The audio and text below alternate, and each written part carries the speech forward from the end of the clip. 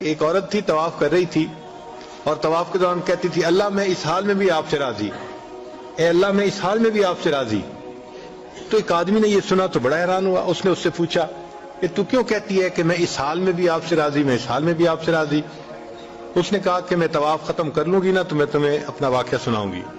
چنانچہ اس عورت نے اپنا واقعہ سنایا کہ میرے 3 بچے تھے، میں گھر کے اندر ایک دن تنور پہ روٹیاں پکا رہی تھی تو میرے بڑے 2 بچے جو تھے وہ گھر میں کھیل رہے تھے کمرے میں، اچانک مجھے شور کی آواز آئی تو وہ کہتی ہے کہ میں نے جب شور سنا تو میں وہیں سب کچھ چھوڑ کے تنور پر آٹا روٹیاں تو میں کمرے کی طرف بھاگی۔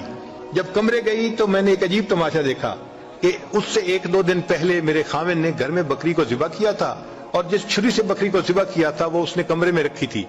تو میرے دونوں بچے کھیلتے کھیلتے ان میں سے ایک نے دوسرے کو کہا کہ تمہیں پتہ ہے کہ ابو نے بکری کو کیسے ذبح کیا تھا؟ تو دوسرا کہتے ہیں مجھے تو نہیں پتا۔ وہ کہتے ہیں اچھا آؤ میں تمہیں بتاتا ہوں کہ کیسے ابو نے ذبح کیا تھا۔ تو میرا درمیان والا بیٹا جو تھا وہ زمین پر لیٹ گیا اور بڑے لڑکے نے اس چھری کو اٹھا لیا۔ اب وہ چھوٹا بچہ تھا اور اس کو پتہ نہیں تھا کہ چھری کتنی تیز ہے، چنانچہ اس نے اس کے گلے پہ جو چھری چلائی تو گلا تو فوراً کٹ گیا اور خون کا فوارہ چھوٹنے لگا۔ اب جب خون نکلا تو شور ہوا اور میں بھاگی ہوئی آئی تو میں نے دیکھا کہ میرا بچہ خون میں لت پت پڑا تھا اور اس کی جان نکل چکی تھی۔ اب میں نے سوچا کہ میرا بڑا بیٹا کہاں ہے جس نے یہ حرکت کی تھی؟ وہ ڈر کے بھاگ گیا تھا اور کہیں چھپ گیا تھا۔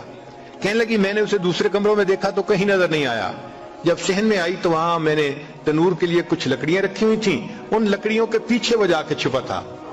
کہنے لگی میں نے پیچھے سے اس کو جا کے جب دیکھا تو اس نے مجھے کوئی جواب نہیں دیا۔ جب میں قریب گئی تو مجھے پتا چلا کہ اس جگہ کے اوپر ایک سانپ بیٹھا ہوا تھا۔ یہ بچہ چھپنے کے لیے جب لکڑیوں کے پیچھے گیا سانپ نے اس کو ڈسا اور یہ بھی وہاں مرا پڑا تھا۔